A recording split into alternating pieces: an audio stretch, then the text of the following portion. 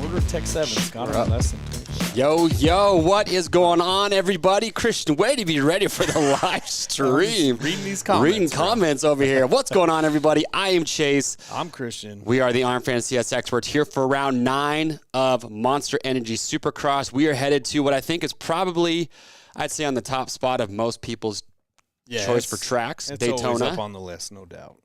Interesting, though, 80% chance of rain. We just tomorrow. found out. We just looked at the weather. We weren't really paying attention that much. And, yeah, 80% chance of rain. So, good chance there is a mutter tomorrow. So, we're going to talk more about that. I'm just listening to Christian Elliott. I was hoping to get an insight on his Tech 7s he bought from us. Yeah. How are you liking those? Yeah, tell us about your boots. I've ridden the Tech 7s. That's a good boot. Ain't nothing wrong with that. All right, well, look, I feel like it's been years since our last show. It's been a while, it feels like. It has. Oh, real quickly, too, we got to give a shout out to the man behind the camera. Kobe, say what up to the peeps. How's it going? All right. We had Orlando 2.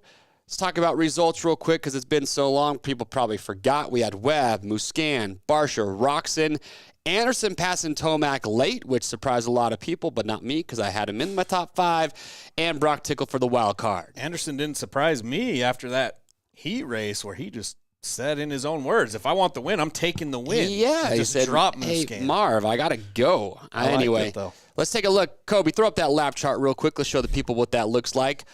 Unfortunately, we saw AC go down. Yeah, that stands out. Man, that guy doing, I hate to say it, I thought we were going to see a different kind of AC this year without, so many mistakes, and they've been happening. I mean, it's the toughest sport in the world, dude. It is. It happens. But something interesting, we'll talk more about it. But there's your lap chart. Look at Anderson, though. Started back there about 13th, where Tomac was around 7th in lap 1. Yeah. Anderson came all the way up to pass him. So, well, on the plus side, Ferrandis making a late charge gave me the wild card. So there you go. I really don't know. Ferrandis, didn't Tickle get the wild card? Yep. Oh, man. First one I got all year.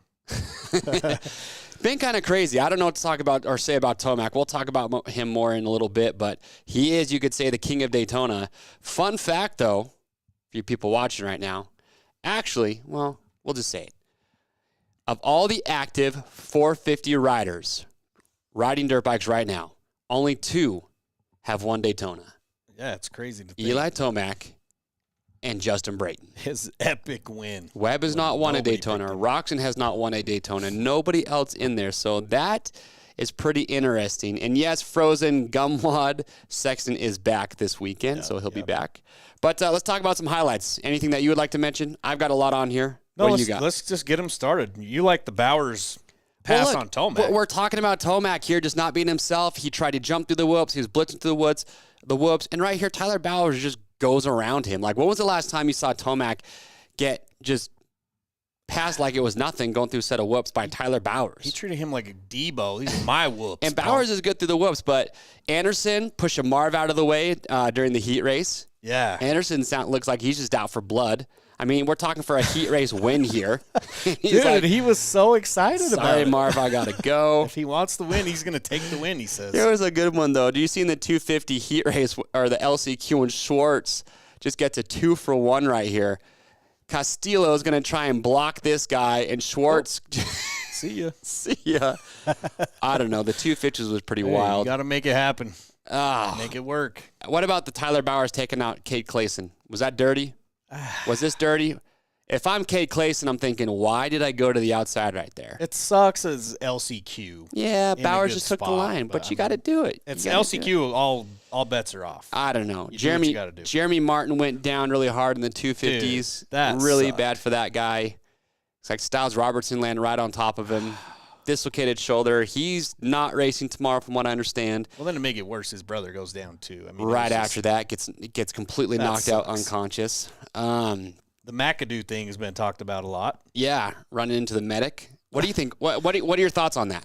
I don't think he meant to do it. The thing you have to remember right here is that these guys, the leaders, have not seen the red flag yet. So they don't know that this race is being red flagged. Waving a little bit. But if you're the medical guy, you can't just run out onto the track when these guys are coming at you on dirt bikes. That's like I said, be a little bit more careful. It kills me because that's my take on it. Gets called like an honest mistake, which I believe it was. But if certain riders would have done the exact same thing, there'd be picket fences. Or, I mean, picket signs out there. Look, we have some other highlights, but here's one last thing I do want to talk about. This is what concerns the Freezy incident. Oh yeah.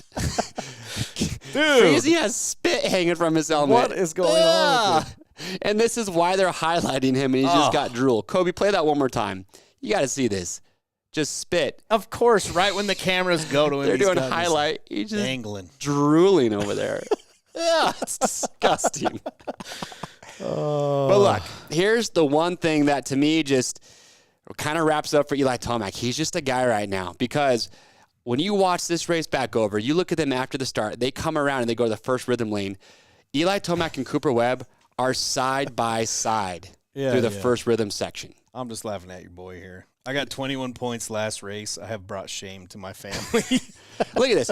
Tomac and Webb are side by side going through this rhythm lane. Yeah. One of them wins the race. The other one gets 6th place. Don't get it. I have no answers for that. I don't know. I see a lot of people. I'm sure a lot of people, you guys comment, do you have Tomac in your top spot or even on the podium for this race? I don't. No. Well, if it's going to be muddy. Yeah, mud can change a lot of things. So we know he's got the muscle to power that thing through. So I don't know. Frozen cut mud. I'm eating pizza right now. Don't show me that. William Schumann says. Oh my gosh. All right. Well, look, let's talk about some players.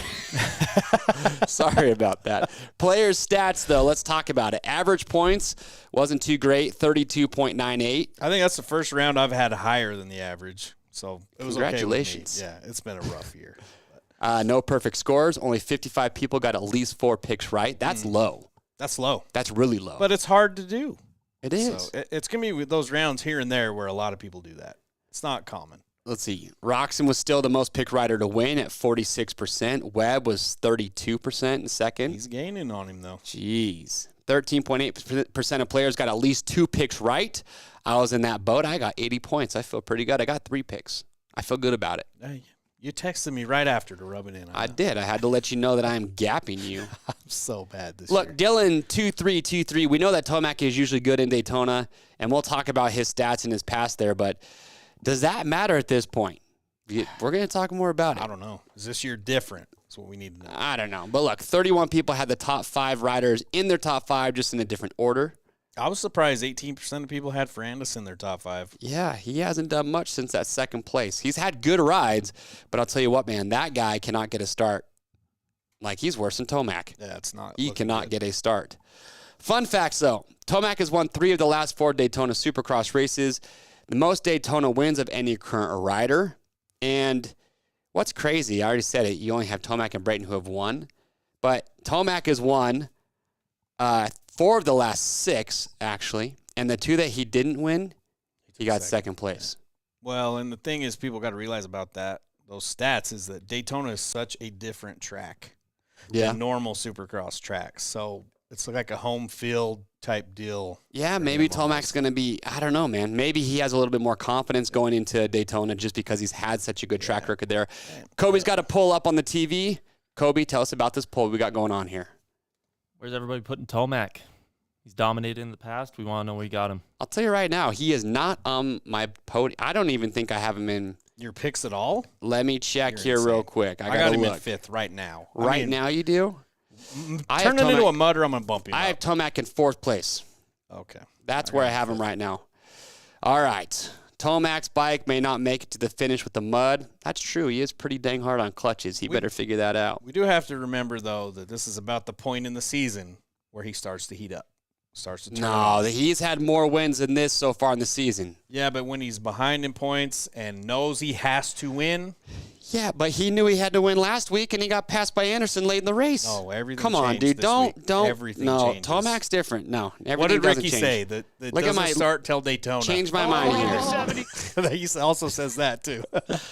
Oh, gosh. A lot of people have him to win. Tomac wins Daytona by 10 seconds, Dalton Pesh Oh, says. come on, Dalton. There you go. I'm not buying it. Enough I'm not jumping on the Tomac train this weekend. I'm Enough sorry. I can't do it. I haven't been on it all year. Whatever. So do you have Tomac in your top spot? No. Are you not right going now, to? but we'll talk about it. If it's not a mutter and Not being a mutter, Tomac is crushing qualifying, possibly. Possibly. I think mud actually helps him at this point.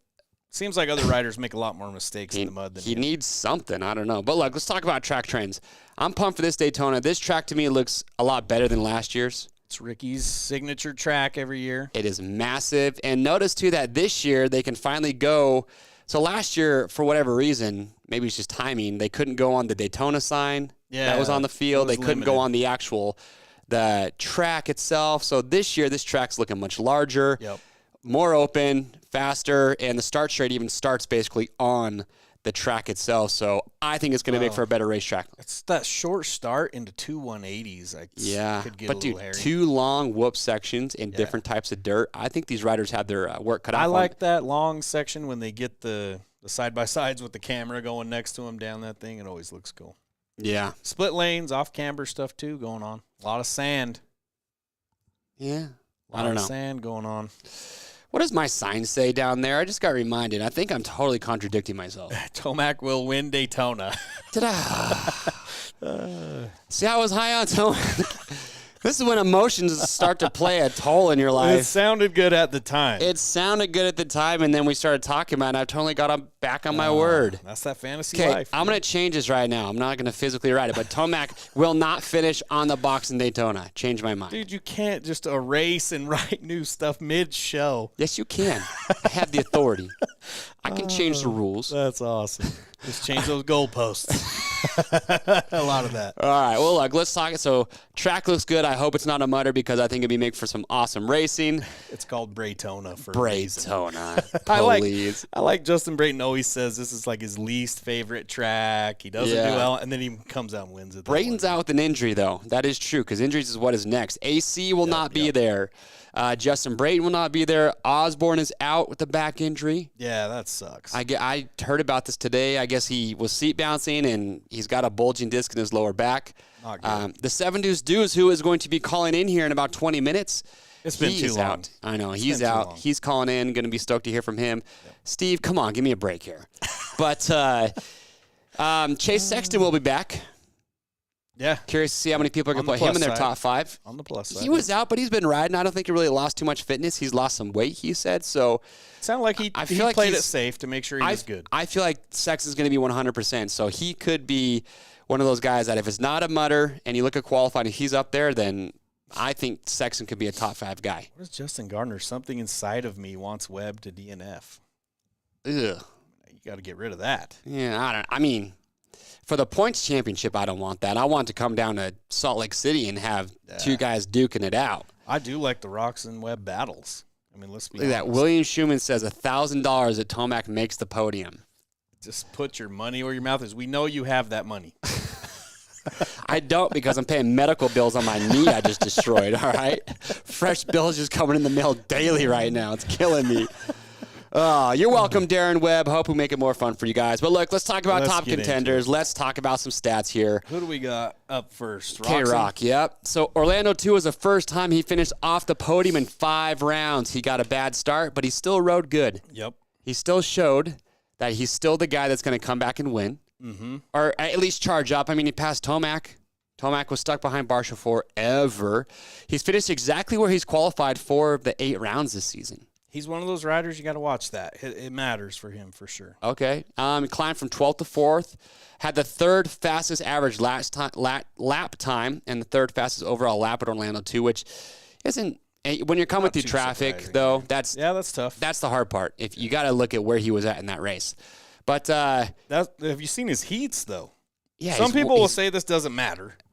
I think it does. I mean, he's won his last 6 heats. Yeah, it's getting good gate picks. But the problem is, though, you can't change your picks after the heat race. No, but you know how many times I've wanted to do that? When I've got Tomac to win, he gets 6th in the heat race. I'm like, great gate pick for Tomac. I know. The worst starter ever. Well, all I'm saying is if he's going to push to win that heat and he's getting good starts constantly, he's going to have a good gate pick. He has a good chance, better than most, of getting a better start. So look at that. Number 1, Bam Bam, Joe Johnson. I think you're onto something because I have Barsha right now in my top spot.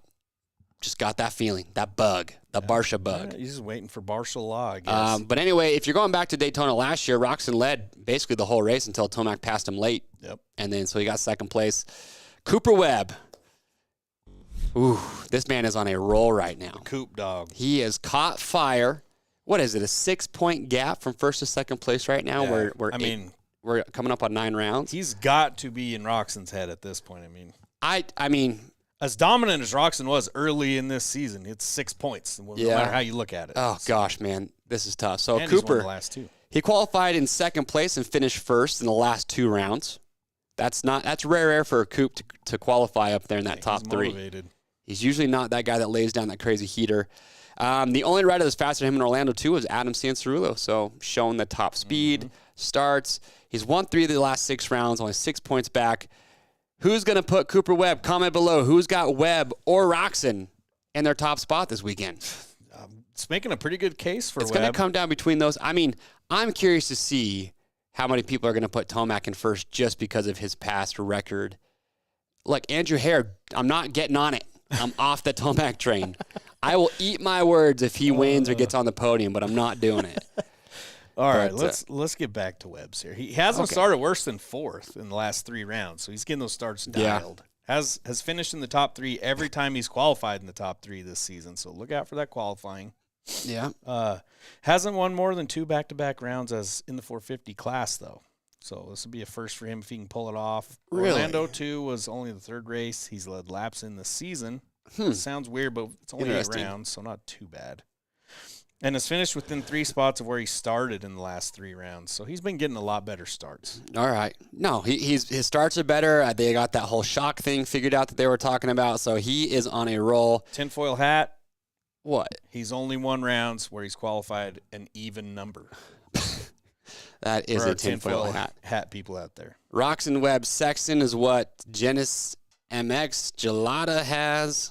AP7 since it's a mutter. Yeah, we'll get into him. We'll get in there. And also, before we go on a little bit further, you guys haven't noticed already, I have something very special. Should we break it now? Yeah, Should we wait? Why not? Check this out, people.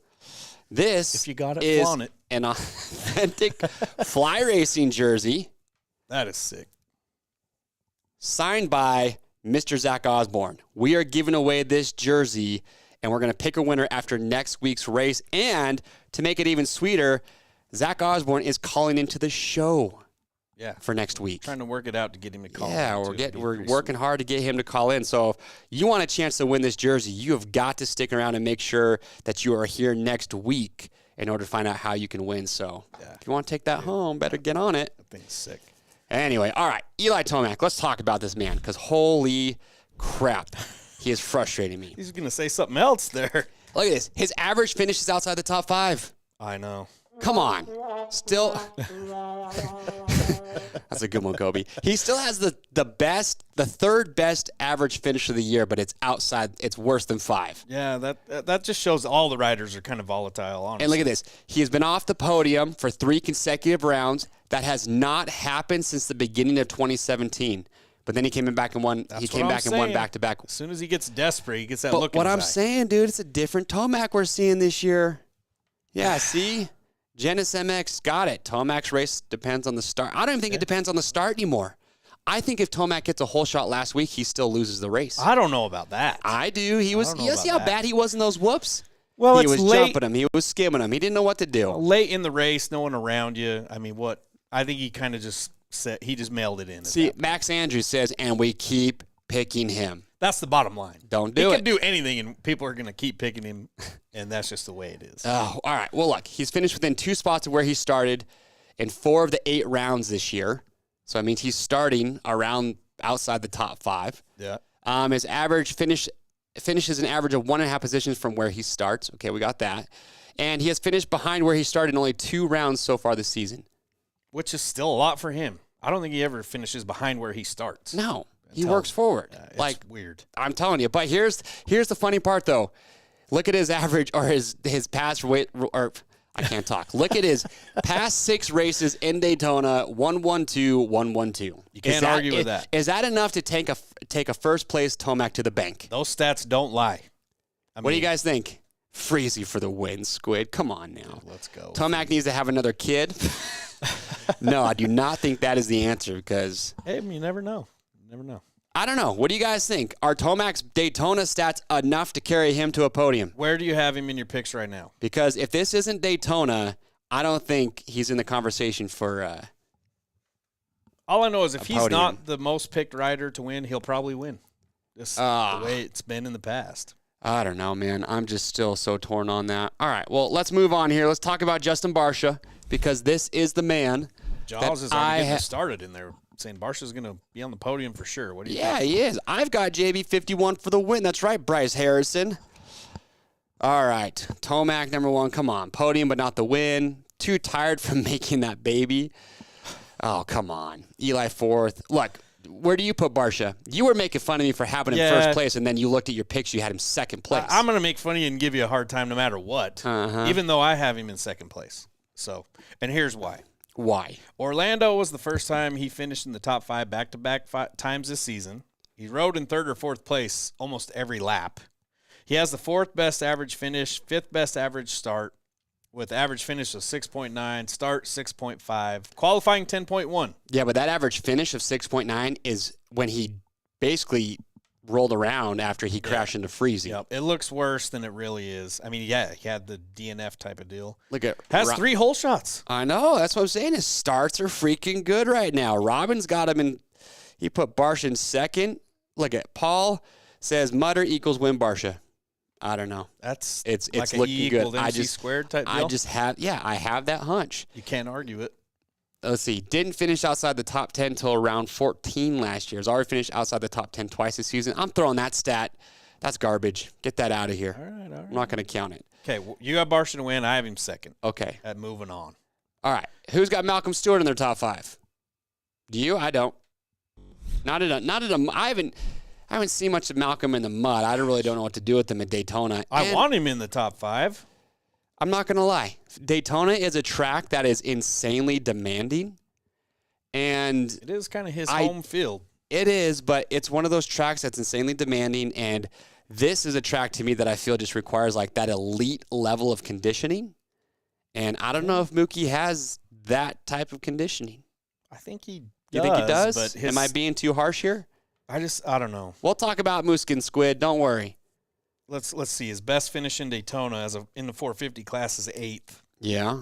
Has a 6th best average finish so far this season of 7.38. He's always on the bubble.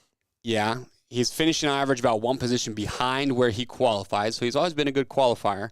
Mm-hmm. And his average start, though, 7.38. His best 8.5. Yeah, and his best starts of the season so far is 5th. Yeah, and it's not.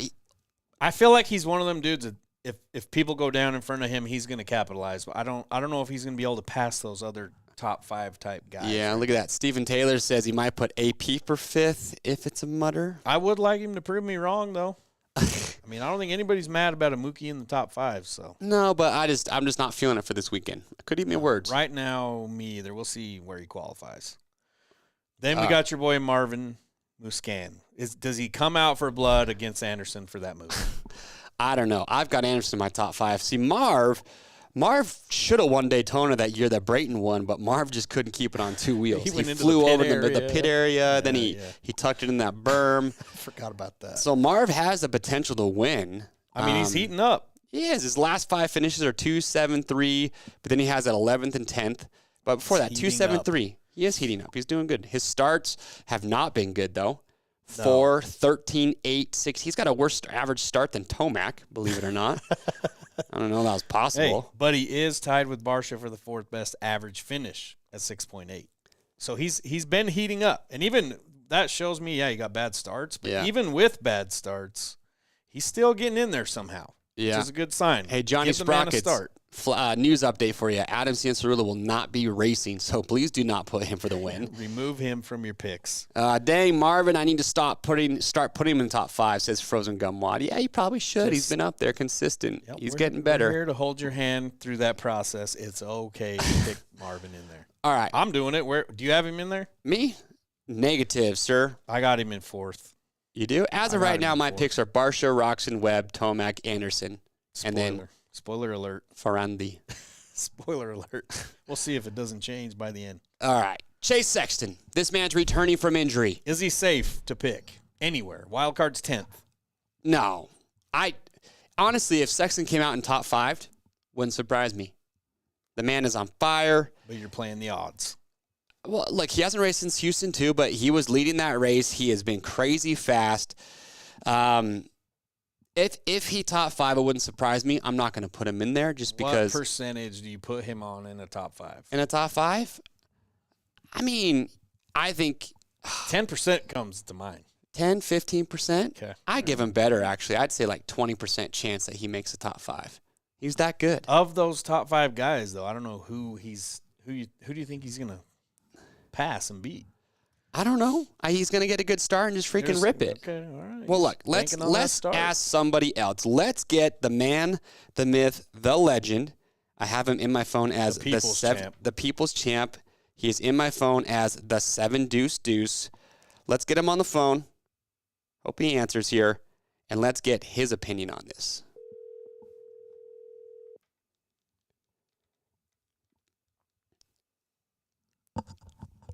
My man. What's up, baby? How are we doing? How was your recording session today? Dude, it was really good. Awesome. Are you working on a new song, new album? Come on, 7 Deuce Deuce. Give us a little teaser. What do you got coming down the line right now? Well, I'm always kind of working on the album, but I'm trying to work on a few new songs that I think are really good. So hopefully, long term, hopefully not too long term, hopefully this summer, we'll get the album, and then hopefully before summer we'll get a couple singles that we can all bump to, and it'll be there. sick. You go.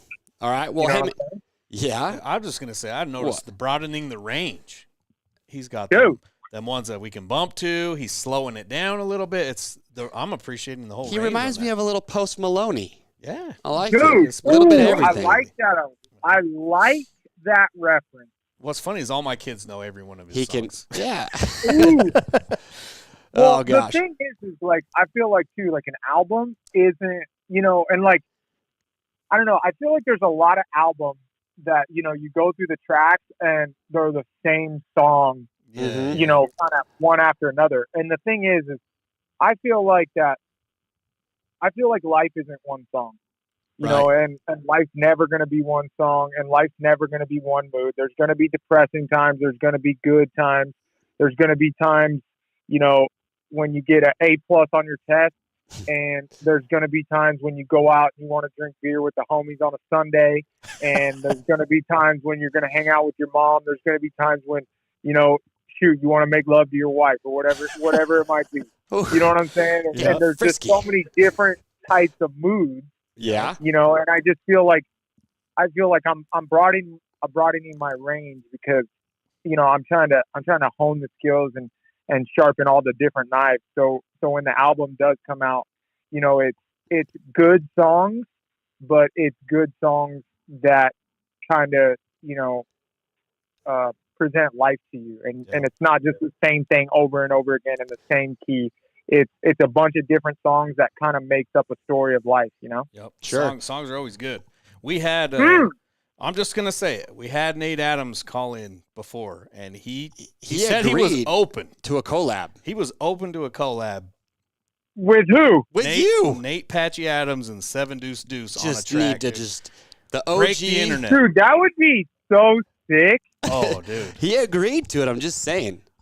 So dang, that would be pretty cool. We're just trying to make connections here. We'll make the connection here. We'll let Nate I'm getting know that goosebumps. you're interested. I'm not lying. Dude, that'd be really cool. I'd love that. Well, look, Adam, you were right. I feel like you were having a really good year. I feel like you were riding good. I feel like your starts were improved. I feel like you were up towards the front way more often. You're getting in the mains. Then you had this injury, which is a complete, total bummer. Sucks. We love seeing you out there, but how are you mending up, and when is your plan to get back to the racetrack? So my team manager doesn't even know this yet, but I got back to I got back from the doctors yesterday, and he said I'm like a superstar healer. So the collarbone has already got like a lot of webbing on it, and it's already healing. The ribs in my back are looking good. He said, you can almost tell that you can't even really see that the fractures were there. So somehow in 2 weeks, I've already healed up like probably almost a month's worth is what he said. So that's pretty cool. So I'm super stoked about that. Yeah, just unfortunate crash. It's in time qualifying, and I made a mistake. I definitely think it was helped a little bit. One of my good buddies, Carlin Garner, he's from my area, and he made a little mistake on the tabletop. And then I made a mistake in the air. I maybe thought he was closer than he was, but I kind of leaned left a little bit, and I came up short on that tabletop just a slight bit. And because I think I checked up when I seen him kind of not going to make that tabletop. Yeah. And my front end tucked after that tabletop, and I hit the back of the table, and it tucked my front end, and I slapped the next lip. I actually just got the video of it from this guy Brian McDonald that I'm gonna post up on my vlog that I'm gonna air later this week. But dude, it's bad. It's so gnarly, dude. I hit that thing, dude. Okay, so I'm like 205. I'm not like 205. I am 205. Okay. I hit the back. I landed in the face of that single so hard after that tabletop that my body hit the dirt, re-caught air, and then like hit the front of a jump, re-caught air, and landed in the middle of the next two jumps. Oh, geez. Dude, that's gnarly. Bro, it just like it hit it like a wall, like a freight train was hitting a wall, and then just and then bounced again in the air. Like when you see the crash, it's like, ooh, could have that's been way not worse. Yeah. Yeah, like dude, I got so lucky. There were so many people who called me and were like, dude, after seeing that crash, there's no way you should only have a broken collarbone. Wow. Count your stars, man. Yeah. I tipped over on a turn track and ripped my patellar tendon off my bone. Oh my God. Jeez. But, well, Adam, here's a question for you. Eli Tomac has won 4 of the last 6 Daytonas. Did you know that him and Brayton are the only 2 active 450 riders that have won a Daytona Supercross? I didn't, but you guys are coming with all the fun facts, huh? I personal opinion here, you might think differently. I don't feel like Tomac's the same Tomac we've seen in the last 2 or 3 years. I feel like something's up, and I don't feel like his Daytona track record is enough for me to put him up on the top spot or even second place this week. Am I wrong? Do you think Tomac can just bounce back and crush Daytona again? I think that's it's always difficult. It's fantasy, bro. You know what I mean? And it's like the problem with fantasy is you never know what's going to happen. Nope. But in my mind, and I usually overthink fantasy, but in my mind, this is what I'm thinking. I try to put myself in Eli Tomac's shoes, right? So We're mid-season. We're definitely not the Eli Tomac we were last year, right? But what do you think changed? Do you think something's up? I think something's up. I think I checked the Supercross championship box off last year, and then I also had a kid. Yeah. And now that you have a kid, I know there's a lot of guys, like obviously one of them, Ken Roxon. You have a kid, and that strengthens that relationship. It strengthens your want and your need to succeed. For Eli, I think with winning the championship last year and then having a baby, I think a little tiny bit of that desire isn't there. as much as it was last year.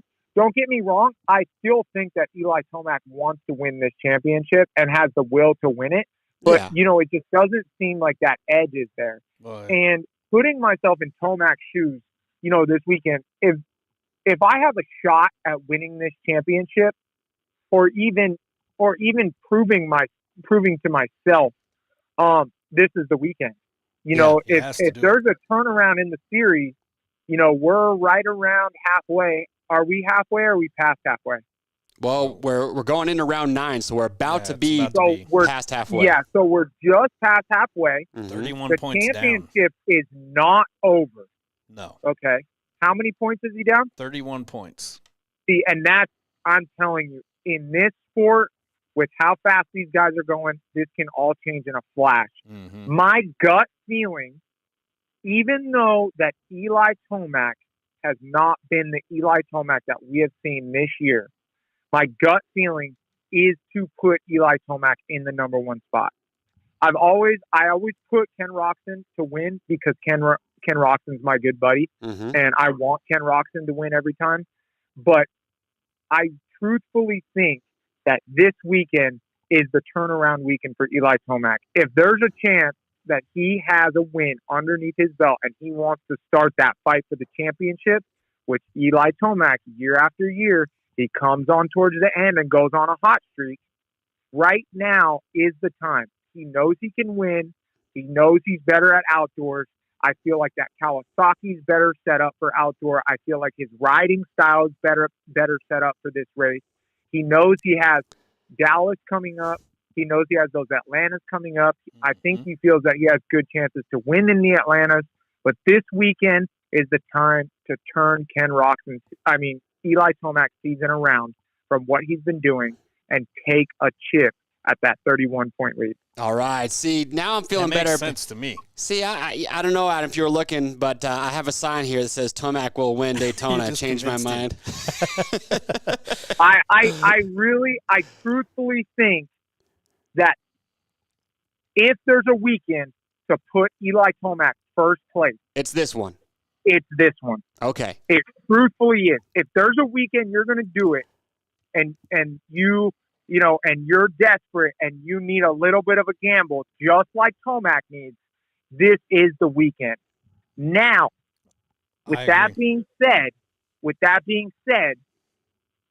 if you're a Ken Roczen fan and you see Cooper Webb, when do you have to place your picks? It's before the night show, right? Yep, right before the night show starts. Ceremonies, yep. Do you guys have time qualifying for last year? In Daytona? Yeah, let's look at it. Let's do some strategy. I'm loving this. Oh, Christian's digging deep. You keep going while Christian digs into that for us. Okay. So this is what I'm saying for your picks, because Ken Roczen, his arch nemesis right now is Cooper Webb. He needs to beat Cooper Webb. Cooper Webb has been coming on. Okay, So here's my thing. I think that if there was a weekend that Tomac qualified good, it was last year Daytona. I'm pretty sure that Tomac qualified pole last year in Daytona or did really good. Probably. What my strategy is for fantasy, right? If I see time qualifying and I see Cooper Webb do good, I'm probably not going to pick Eli Tomac, because I know that when Kenny needs it, he's going to try his damned hardest to get it. He doesn't want to open that door. Exactly. And if Cooper Webb's doing really good and he's qualifying good at Daytona and he comes out swinging after this 2-week break, you better believe Ken Roczen is going to do absolutely anything that he can to win. Yeah. Ken Roczen's goal, period, right now, all he has to do is demoralize Cooper Webb. Because Cooper Webb, we all know he's mentally strong. He wants to mess with you. He wants to do all those things. He wants to get underneath Kenny's skin. And Kenny needs to do the same thing back to him. And I think Kenny's doing it in a more subtle way. But my point is, if you see Cooper Webb doing good in time qualifying, do not put Eli Tomac first, because those two are going to go for it. I'm telling you. I agree right with now everything you're dude, saying, but I never could have put it that well. Dude, I mean, that's perfect. Everything is relying on this weekend. Everybody knows this is the turning point. This is we've met the peak of the Supercross series right now. We're at the mountain peak, and now you got that downhill slope, and you're going to see who's going to get tucked and catch that momentum down the hill to cross that finish line first. That's what Ricky and right says. Now, at the very top of the peak, you got to get going real quick. So because 2 miles an hour is going to be 10 miles an hour by the end of the hill. Yeah. Well, Ricky says it starts in Daytona. I'm saying Ken Roxon is if Cooper Webb is on fire, Ken Roxon's going to do whatever it takes to win, and I think that will leave Eli Tomac in the dust. Yep. Look, now, I pulled up the qualifying. Last year, Tomac was 0.7 of a second faster than Roxon. Over a second faster than Webb. And that's what I'm saying. So if you see Eli Tomac do that again in time qualifying this year, put Tomac first. If you see Cooper Webb or Roxon out front, I really wouldn't put Tomac in first just because I think it's going to be the battle of those two. Dude, that's going to be really tough. I love this strategy. Okay. And that's what I'm thinking, because if Eli Tomac, the fastest in time qualifying, if I'm Ken Roxon, I'm like, dude, that's perfect. Eli, go ahead. You're 31 points down. You want to catch one win at Daytona at your little spot that you always win at, and you got confidence. That's fine. The guy that I'm really battling with, that I feel like is my championship arch nemesis right now, Cooper Webb, 100%. Yeah. I feel like those two are going to go back and forth, and no matter where they're at, if they're 6th and 7th, they're going to find each other. If they're 1 and 2, it's going to be a problem for Tomac, because those two are going to battle 1 and 2. They're going to push whatever limit it takes to get next to each other right now. I agree. And you know what? The chat is going off. I miss the 7 deuce. I missed him so much. People are just locked I'm putting in. it real right now, because, dude, this is huge. I'm telling you, Daytona is a huge race. Yeah. A huge race. It is. Huh. All right. Well, I couldn't think of any way of putting that better than that. So watch qualifying. Tomac's out front. Pick Tomac. If Webb or Roxon are beating him, pick one of those guys. I like it. I like exactly. it a lot. All right. Oh, look at that. Sal says you just sold him on it, the 7 deuce. Dude, I'm telling you, though, bro, these guys, there's this inner little battle going on between Kenny and Coop. And right now, Eli Tomac is just far enough away where either one of those guys is going to let something slip under the rug. If Tomac is out front and he's doing his thing, they're going to let it go. They're not going to push, but then again, if you're Cooper Webb, and Tomac's out front, he might push to try to beat just to get that gap. But if it's Kenny, I think Kenny's mature enough and smart enough to say, hey, Tomac, you're out front. All I got to do is beat Coop right now. I'll let you have this one. If it's Coop, we're in trouble, because Coop is known for sucking in qualifying. Yeah, the old. That's just the way it goes. He's not a guy that likes to warm up quick. That's just the way Coop is. Yep. All right. So, where did Coop end up last year at Daytona? He got second. No, sorry. Kenny got second. Where was he at? He was up there. Are you sure? Look at the results from last year. Yeah, because remember, Tomac passed Roxon like super late in the race. Tomac, Roxon, Webb. Exactly how they qualified. Top 3. Oh, my gosh. See? It's going to be good. It's going to be good. Dude, I'm loving these stats. You. And then knowing that, you got to think Cooper's thinking that coming into the race. He's got to be thinking, man, Eli's probably going to be super fast. The guy I need to get to quick is Kenny. Yep. Yeah. I got to get to him quick. So hopefully it works out just like we're talking about. Eli Tomac qualified first. We put him first.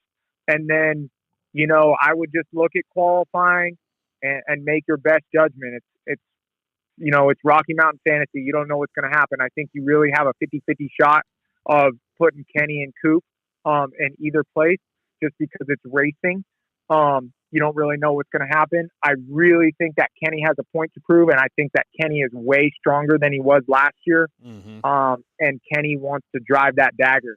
Yep. So if it's my fantasy right now, I am going to go Eli Tomac, Ken Roczen, Cooper Webb, mirror image of last year. Oof. I like it. I'm with it. The 7 Deuce has spoken. Well, look, man. Yep, exactly. You need to get yourself healed up so we can cheer for you at the races. Are you going to be, not this Saturday, but what are you thinking right now? Just real quick. Timetable. Timetable coming back? I would say Atlanta. One of the Atlantas, I'm going to come back. But I do think that I'm going to do a little bit of Supercross announcing in Dallas if everything works out great. But, yeah, I really appreciate it, boys. You guys have been awesome. I always love being on the show. And, dude, thank you so much for the compliments about my riding and my starts. I feel like I've been working so hard on my Twisted Tea ATP Suzuki this year, dude. I've been putting in the hours. I really do feel like I'm a better racer. I'm 30 years old, and this is the best I've been. So I hope I can keep improving like so. Be back for those last rounds, click a couple more mains off, and head into 2022. Attaboy. Hey, well, hey. Say, there's a reason there's a bigger line at the 7 Deuce truck than any other truck. It's true. So, hey, you better believe People's it. champ. Come on, boys. Yep. All right, my man. Well, hey, we appreciate it. And get good, get well, and we will see you back at the races shortly. Heck yeah, you too, Chase. All right, we'll see ya. Later, boys. The man has spoken. Yeah, he got so deep. I love it. He did. I love it. Going off. I love it, man. He's just into it. He's into it. That's what I like to hear, the strategies and backing it up. Why? I love it. He's got solid info. All right, well, look, let's crush a couple more of these riders real quick before we get into the wild card watch. So last rider I do want to talk about, because he's in my top 5, is Jason Anderson. This man is getting better each and every week. Took 4th there last year. Yep, and like his last 5 finishes, he's 5'8", 6'7", 8'8". So he just looked like a different man last race. Coming from way back, passing Tomac. He wanted that heat race win. He got Marv. Well, look at those finishes compared to the starts. Yeah, no, if Anderson can get a start, this man is going to be a podium finisher at some point. He just looks determined. Right, I have him in 5th. I might move him up a little bit. So, yeah, I think Tomac is Anderson, I think a lot of people have written him off, but I think he's more hungry than people think, and I expect him to do really good. So I hope so. Yeah. Somebody even said in the chat, all this hype about the top 3 dudes. That. Watch Anderson come win. Yep, Anderson decent in the mud. Did you see him? Yeah, he crushes it. One guy said that Webb's not good in the mud. I have to disagree with that because Webb won last year in outdoors, or maybe 2 years ago. He won an overall in mud conditions. So as a shorter rider, you would think he would struggle, but no, he does all right. Look, wild card watch. Let's breeze through this real quick. 10th place is the wild card this week. Got some fun facts on that. Look at that.